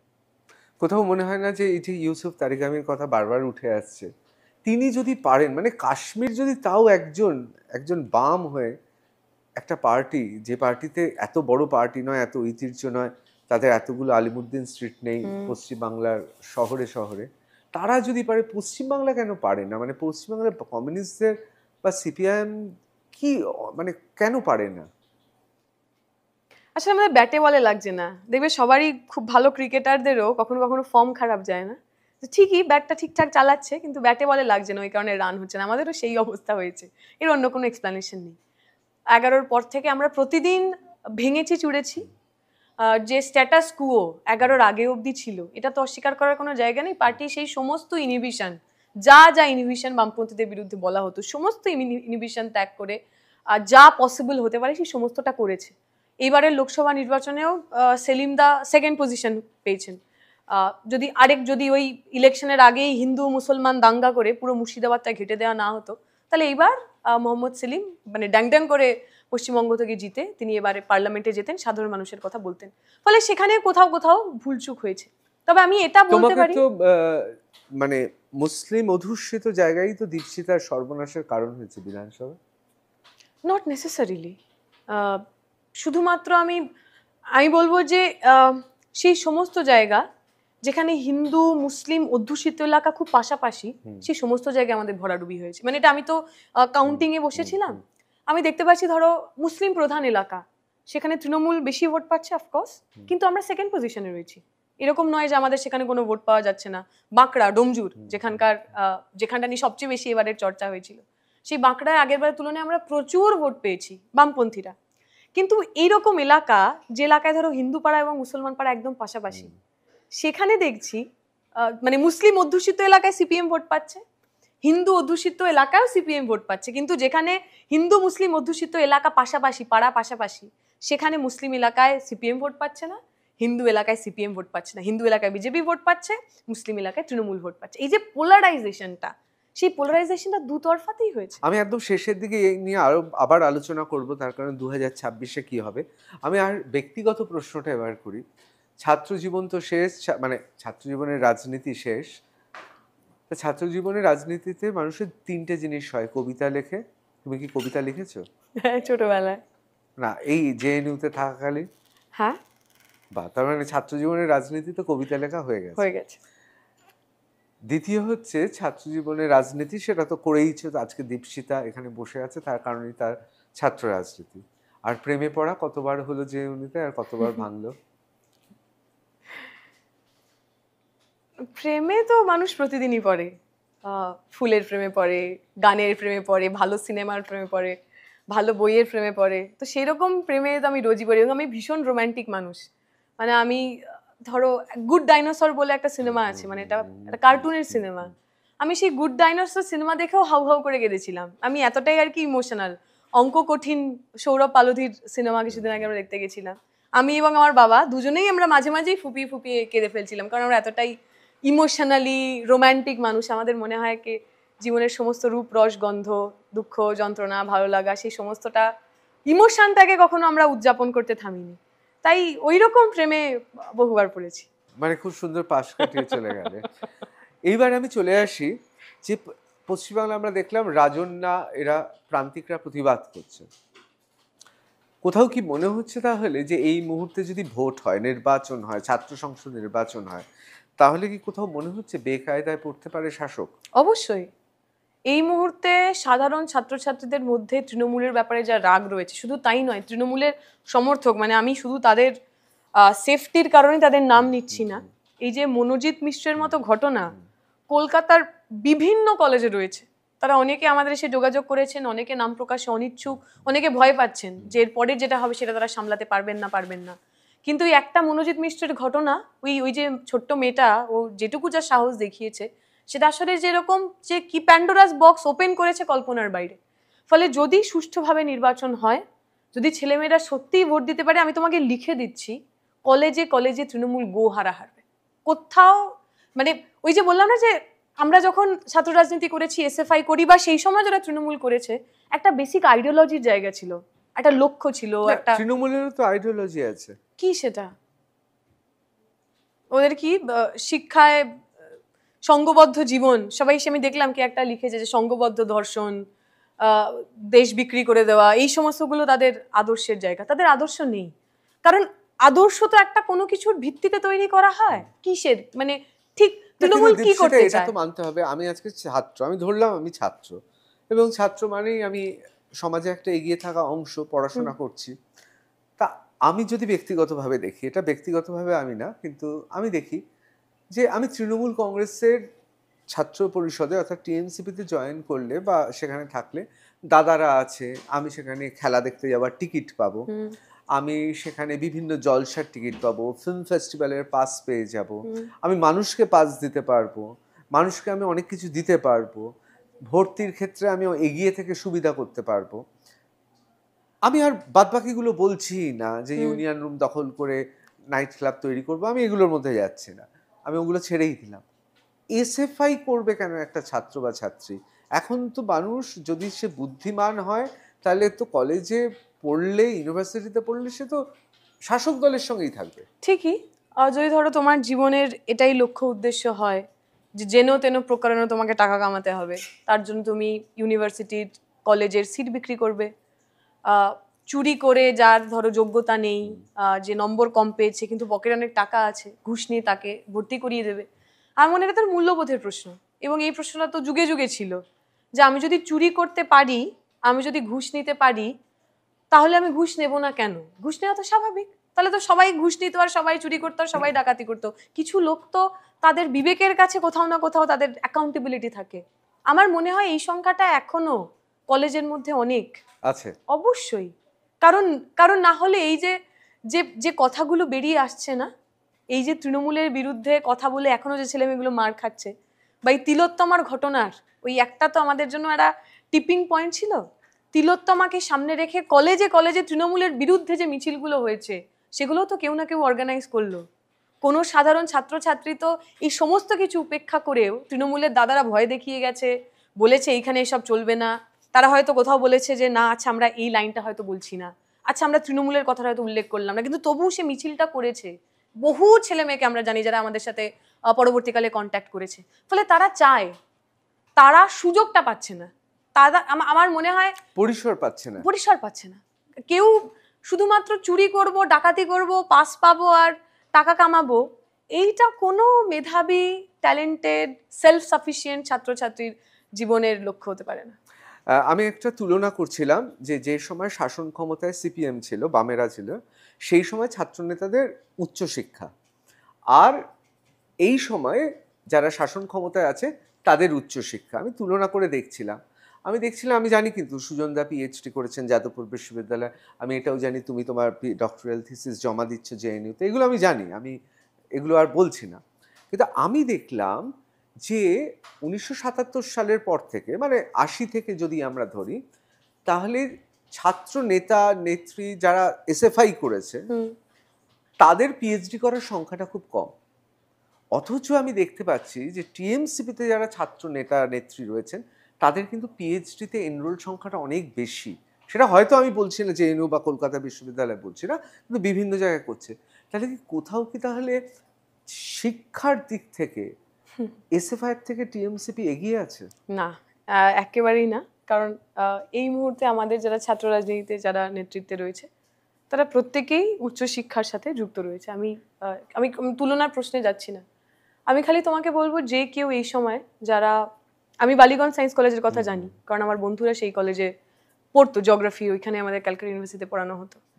পিএইচডি কিভাবে পাওয়া যায়, মাস্টার্সে ফার্স্ট ক্লাস, গ্র্যাজুয়েশনে ফার্স্ট ক্লাস, মাস্টার্সে অলমোস্ট তোমার প্রথম 10 জনের মধ্যে নাম রয়েছে, আমি নাম নিচ্ছি না, মেয়েটি পিএইচডিতে চান্স পায়নি।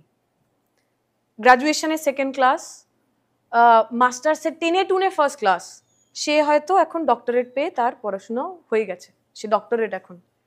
এই যে কিভাবে পশ্চিমবঙ্গের কলেজগুলোতে পিএইচডির স্টুডেন্ট অ্যালটেড হয়, যদি তোমরা একটা ইনভেস্টিগেটিভ একটা কোনো নিউজ করো, তোমরা বুঝতে পারবে যে দুর্নীতিটা ঠিক কোন জায়গায়। অ্যাবসলিউট সাবজেক্টিভিটি, মানে সেখানের যিনি হত্যাকর্তা, মানে যিনি প্রফেসর, যিনি সুপারভাইজার, তিনি তোমার রাজনৈতিক অ্যাফিলিয়েশন অনুযায়ী, এবং রাজনৈতিক মানে তুমি শুধু তৃণমূল করলে হবে না, উনি যে লবির সঙ্গে রয়েছেন, তুমি সেই লবির ছাত্রনেতা কিনা, তার ওপর দাঁড়িয়ে তুমি পিএইচডি পাচ্ছ কি পাচ্ছ না, পিএইচডি তুমি ঢুকতে পারছো কি পারছো না, সেইটা ঠিক হয়েছে।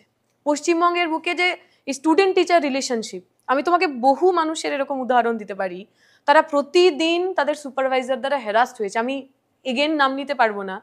পিএইচডি শেষ করার ঠিক 6 মাস আগে তাকে বলা হয়েছে যে তুমি এখন যেগুলোর উপর কাজ করেছো এগুলোর কোনো ভ্যালু নেই, তোমাকে অ্যাটলিস্ট 3-4টা নতুন করে লিখতে হবে। সেই ছেলেটি এখানের পিএইচডি ড্রপ করে এখন লন্ডনে গেছে, এখন ইউকে থেকে সে নতুন করে আবার পিএইচডি করছে। মানে পশ্চিমবঙ্গের রিসার্চ সিন সেইটা কিছুটা ক্রাইম পেট্রোলের চেয়ে কম না। যদি তোমরা বলো আমি তোমাকে লিঙ্কে দেবো, আমি তোমাকে লিড দেবো, তোমরা আলাদা করে সেটার উপর একটা এপিসোড করতে পারবে এবং বুঝতে পারবে যে মেধাবীদের প্রতিদিন খুন করার কি ভয়ঙ্কর ষড়যন্ত্র তৃণমূলের সরকার এখানে তৈরি করেছে। আমি সময় যেহেতু খুব কম, আমি শেষ দুটো প্রশ্ন করব।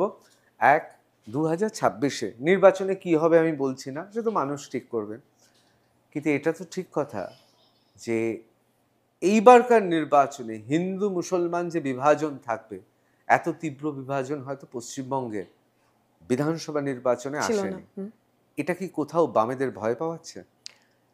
আমি স্বীকার করব, হ্যাঁ অবশ্যই তাই। কারণ এই যে আগে কি হতো, 11-র আগে অবধি আমার নির্বাচনের বা ভোট দেওয়ার একটা লজিক ছিল, হতে পারে সেটা পার্টিজান লজিক, যাচ্ছে আমি সিপিএমকেই ভোট দিই, আমি সিপিএমকেই ভোট দেবো, আমি কংগ্রেসকেই দিই, ইত্যাদি ইত্যাদি। কিন্তু তার মধ্যে কোথাও না তোমার আইডেন্টিটি, তোমার ধর্মীয় আইডেন্টিটি কখনো কোনো দিনের জন্য সেটা ম্যাটার করেনি। এখন এই তৃণমূল বিজেপি দুজনের এই যে যৌথ রথ, তাতে এমন একটা ব্যাপার তৈরি হয়েছে যেখানে আমার ধার্মিক পরিচয় ছাড়া সমস্তটা গৌণ হয়ে গেছে। আমার 26,000 চাকরি গেল, ডাজন্ট ম্যাটার, মমতা ব্যানার্জি মুসলিমদের রক্ষা করতে হবে, অতএব আমাকে তৃণমূলকেই ভোট করতে হবে। সারা দেশ জুড়ে পড়াশুনো শেষ, চাকরি বাকরি হচ্ছে না, জিডিপি তলানিতে, কিন্তু যেহেতু আমি হিন্দু, নরেন্দ্র মোদী বলেছেন সমস্ত হিন্দুদের উনি বাঁচাবেন, অতএব আমাকে বিজেপিকেই ভোট করতে হবে। এই যে বাইনারি তৈরি হয়ে যাওয়া, এবং এটা তো একটা মেন্টাল ব্লক, লোকে ইমোশনালি ভেবে ভোটটা দিচ্ছে, তার ছেলে মেয়েদের কি হবে, তার বাড়ির লোকজনের কি হবে, আমার নিজের ভবিষ্যতের কি হবে, সেই ভাবনাটাই আসছে না। এইটা আমাদের জন্য অবশ্যই ভয়ের কারণ, এইটা আমাদের জন্য মানে আশঙ্কার কারণ আমি বলবো। লেলিন বলেছেন তো কাটা দিয়ে কাটা তোলা যায়। আমি একবারও বলছি না মোহাম্মদ সেলিম কাটা, আবার এরকম ভাবছিও না, কিন্তু এটাও তো স্লোগান হতে পারতো যে পশ্চিমবাংলায় যারা মুখ্যমন্ত্রী হয়েছেন তারা বর্ণ হিন্দু, এবার আসুন আমরা সংখ্যালঘু থেকে মুখ্যমন্ত্রী করি। সিপিএম তো এই স্ট্যান্ডও নিতে পারতো যে সংখ্যালঘু পশ্চিমবাংলার প্রথম মুখ্যমন্ত্রীর নাম হবে মোহাম্মদ সেলিম। সিপিএম পারবে এরকম কথা বলতে স্ট্র্যাটেজিক্যালি? আমরা কোনোদিনও বলবোও না, কারণ তাহলে এই যে আমাদের এই যেটুকু মোরাল হাই গ্রাউন্ড পড়ে রয়েছে, যে কথাটা আমরা সদর্পে বলি যে আমরা 34 বছর ধরে রাজনীতি করেছি কিন্তু আপনার ধর্মকে নিয়ে আমরা কোনোদিনও রাজনীতি করিনি, সেইটা বলার জায়গা আমাদের চলে যাবে।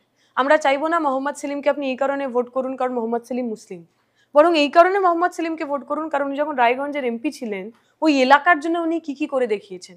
এই কারণে মোহাম্মদ সেলিমকে ভোট করুন কারণ মোহাম্মদ সেলিম কোনোদিনও মুসলিম বলে আপনার কাছে ভোট চাইবে না।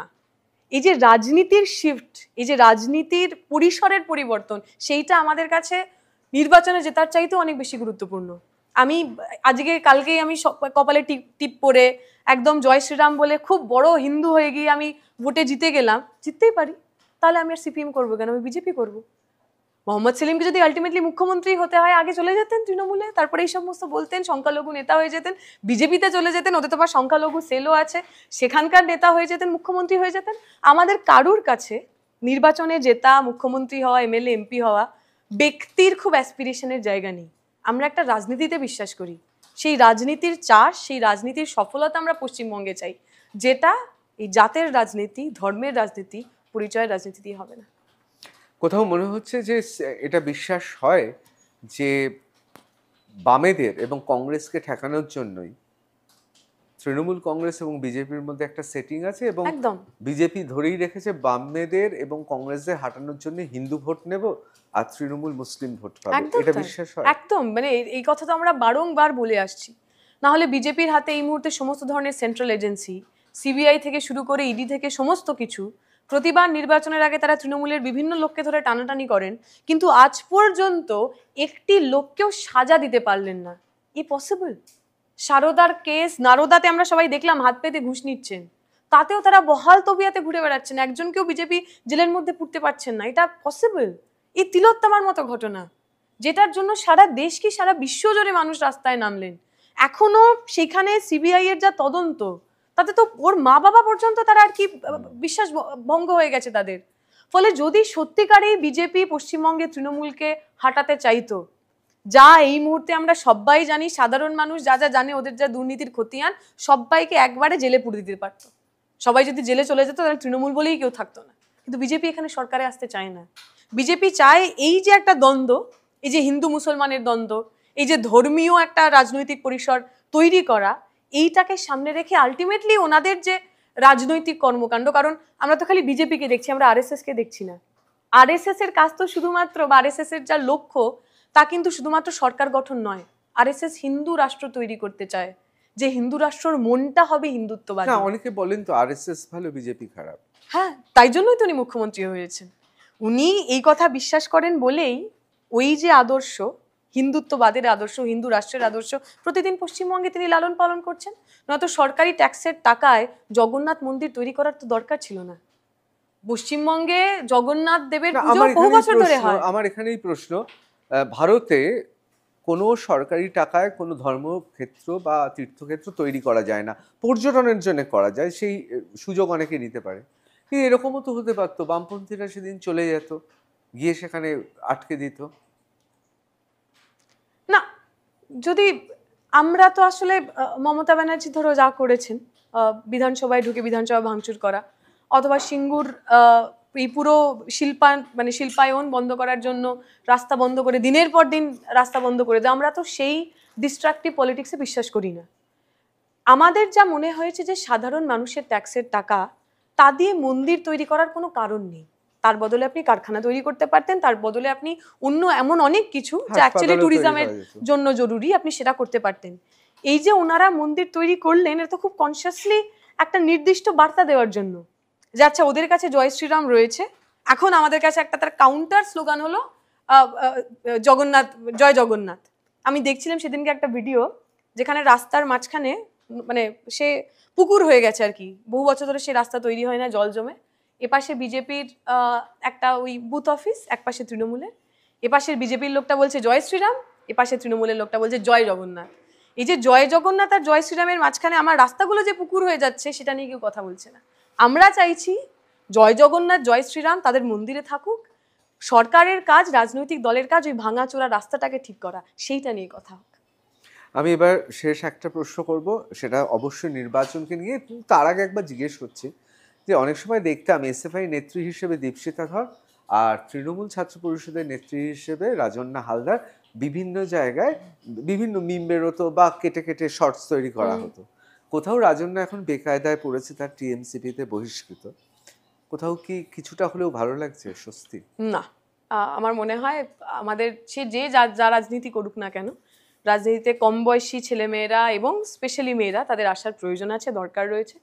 এবং ওর সাথে আমার অবশ্যই রাজনৈতিক পার্থক্য রয়েছে, ওর অনেক কথা বা বেশিরভাগ কথাই আমি তার সঙ্গে একমত নই। কিন্তু আমার সংগঠনের মধ্যে আমি যৌন নির্যাতন যৌন নির্যাতনের শিকার হয়েছি, বা আমার মহিলা বলেই আমার সঙ্গে সার্টেন কাইন্ড অফ অ্যাটিটিউড করা হয়েছে, সেইটা বলার জন্য বা সেই প্রতিবাদ করার জন্য কাউকে যদি বহিষ্কৃত হতে হয়, সেটা একজন মহিলা হিসেবে, একজন রাজনৈতিক কর্মী হিসেবে আমি কখনোই তার সমর্থন। ছবি তৈরি করার জন্য ফিল্ম অভয়াকে কেন্দ্র করে, হ্যাঁ, সেইটা একটুখানি মানে খুবই চক্ষু লজ্জার ব্যাপার ছিল। আমার মনে হয় না একজন রাজনৈতিক কর্মী হিসেবে, একজন মহিলা হিসেবে ওরা যেটা করেছিল সেটা সঠিক কাজ। কারণ ওরকম একটা ভয়ঙ্কর ট্রমাটিক ইনসিডেন্ট আমাদের প্রত্যেকের জন্য, আমরা ট্রমার মধ্যে ছিলাম। যে কোনো মহিলা, যতবার আমরা ওই বিবরণটা পড়ছি, অথবা কিছুদিন আগে আমরা দেখলাম এই কসবা ল কলেজের ভিডিওটা পর্যন্ত টেলিকাস্ট করা হলো। আমি জানি না এরা আলটিমেটলি কোন সুস্থ মস্তিষ্কের মানুষ কিনা, কারণ এরা হয়তো বোঝে না যে ট্রমাটা ঠিক কি। ওই যে মেয়েটা কাতরাচ্ছে, মেয়েটা হাত জোর করে বলছে আমাকে ছেড়ে দাও, আমি তো মানে বহু রাত শুতে পারিনি, আমার এত অস্বস্তি হয়েছে। ফলে সেই ট্রমাটা, সেই যন্ত্রণাটা, সেটাকে ব্যবহার করে সিনেমা বানানো, এবং ওই সময় সেটা একটা খুবই একটা নিকৃষ্ট, একটা খুবই মিন কাজ ছিল। কিন্তু সেটা বলার পরেও আমি বলছি, ও আজকের দিনে এসে দাঁড়িয়ে যদি ওর সংগঠনের মধ্যে মহিলা হওয়ার কারণে ওকে যা যা ফেস করতে হয়েছে, যদি সেই কথাটা বলে, আমি একজন মহিলা হিসেবে, একজন রাজনৈতিক কর্মী হিসাবে ওর এই কথা বলার অধিকারটা, ওর এই সমস্ত ডিসক্রিমিনেশন সমস্যাগুলো সবার সামনে বলার অধিকার, সেই অধিকারের সঙ্গে আমি 100% দাঁড়িয়েছি। আমার শেষ প্রশ্ন, বিধানসভা নির্বাচন চলে আসছে 26-এ, একদিকে হিন্দু মুসলমান বিভাজন এবং সেটা চরম জায়গায় পৌঁছাতে পারে, তার পারদ চড়তে পারে, অন্যদিকে বামপন্থীরা শূন্য থেকে মহাশূন্যে চলে যেতে পারেন। সুনিতা উইলিয়ামস ফিরে এলেও মহাশূন্য থেকে, অনেকে বলছেন বামপন্থীরা তারা শূন্য থেকে মহাশূন্যে চলে যাবেন এবারকার 26-এ। আর এবার যদি ভারতীয় জনতা পার্টি কোনোভাবে ক্ষমতা দখল করতে না পারে, তাহলে পরের বার বাম কংগ্রেসের দারুণ সুযোগ, কারণ মানুষ বুঝে যাবে যে তাহলে তৃণমূলের বিরুদ্ধে বিজেপি লড়ছে না, তৃণমূল অর্থাৎ শাসকের বিরুদ্ধে ভোট তখন কংগ্রেস বামেরা পাবে। এই থিওরি বা এই তত্ত্বে বিশ্বাস করো? আমি মনে করি 2026-এর নির্বাচনে আমাদের কাজ হবে, এই যে তৃতীয় পরিসরের কথা আমরা বলছি, হিন্দু মুসলমান ধর্ম এছাড়া আর একটা পরিসর তৈরি করা। তার রেজাল্ট কি হবে আমি এখন থেকে বলতে পারি না, কিন্তু আমি এটুকু বলতে পারি, এই আগের নির্বাচনগুলোতে, আমি আমার নির্বাচনের অভিজ্ঞতা, 2024-এ আমরা আগের বারের তুলনায় প্রায় 86,000 ভোট বেশি পেয়েছিলাম, 86,000, মানে that's not a small number. এবং 2 মাসের ধরো আমাদের ক্যাম্পেইন ছিল। যদি আমরা সেই সময় দাঁড়িয়ে 86,000 মানুষকে এই রকম বিভাজন, এই রকম পোলারাইজেশন, এত মানি, এত মাসাল সবের পরেও যদি এতগুলো মানুষকে নতুন করে আমাদের দিকে আনতে পারি, আমি মনে করি না ইটস লস্ট ব্যাটল। ফলে 26-এ আমরা মহাশূন্যে যাব কিনা আমি জানি না, তবে 26-এও তৃণমূল বিজেপির ভণ্ডামির বিরুদ্ধে, ধর্ম নিয়ে রাজনীতির বিরুদ্ধে সবচেয়ে সোচ্চারে যারা কথা বলবে তারা আমরাই হব। পশ্চিমবঙ্গের বুকে বামপন্থী রাজনীতি, ধর্মনিরপেক্ষতার রাজনীতি কোনোদিনও শূন্যে অথবা মহাশূন্যে যাবে না। পিএইচডির পর এখানে থাকা হবে না দিল্লিতে? আপাতত আমি পিএইচডিটা জমা করব এবং তারপরে অবশ্যই ফিরে আসা পশ্চিমবঙ্গে। তারপরে ভাইবার একটুখানি কিছুদিন পর তার ভাইবা হবে, ভাইবার জন্য অবশ্যই আবার দিল্লি ফেরত যেতে হবে। তবে আপাতত বেশ কিছুদিনের জন্য পশ্চিমবঙ্গে ফিরে আসা, বালিতে ফিরে আসা, বাড়িতে ফিরে আসার একটা পরিসর, একটা সুযোগ তৈরি হয়েছে। তার মানে এর পরের যখন আমি সাক্ষাৎকারটা নেব তখন ডক্টর দীপশিতা ধর, হোপফুলি। হ্যাঁ, অবশ্যই। অনেক ভালো মানে সত্যি খুব ভালো লাগলো দীপশিতা, এতক্ষণ অনেক প্রশ্ন করেছি, খুব সুন্দরভাবে জবাব দিয়েছো। খুব ভালো থাকো, তোমার ডক্টরাল থিসিসটা দারুণ সাফল্যমণ্ডিত হোক, আর আমার মনে হয় 2026-এর আগে আবার আমাদের দেখা হবে। Thank you.